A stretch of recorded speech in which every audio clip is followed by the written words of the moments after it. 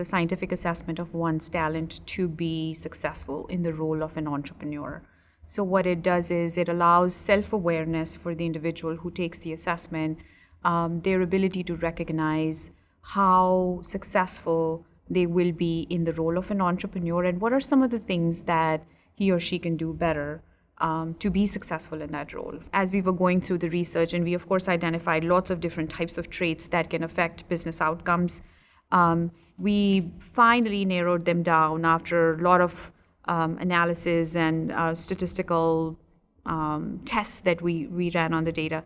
We identified or distilled it down to the 10 talents. And so there are 10 specific talents that really affect the business outcome. We have extensively validated it across different samples in United States as well as internationally.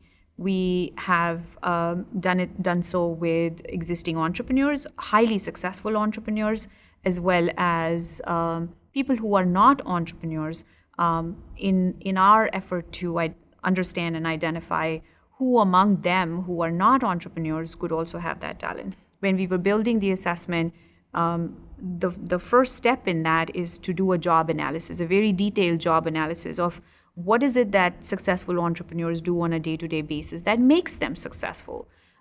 When you take that approach, where you have content analyzed the role that you are focusing on and want to scientifically assess, it gives you a much deeper theoretical understanding of what is demanded in the job. So in one sense, you could say that the 10 talents that Gallup has identified are actually demands of the job. When someone takes the assessment and gets a result, you get the understanding of what your inherent personality traits are that are driving the performance.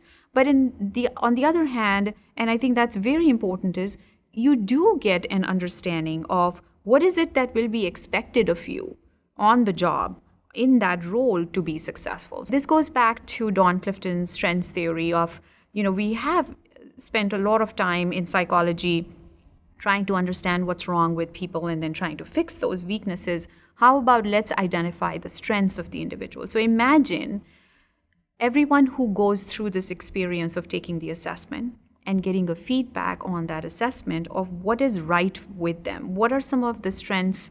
What are some of the inherent talents that they possess that could allow them to be successful as an entrepreneur? That self-awareness, the confidence that comes from the self-awareness, the application of those talents in whatever situation, whatever field, whatever job the individual is, I think, a huge gain for human beings.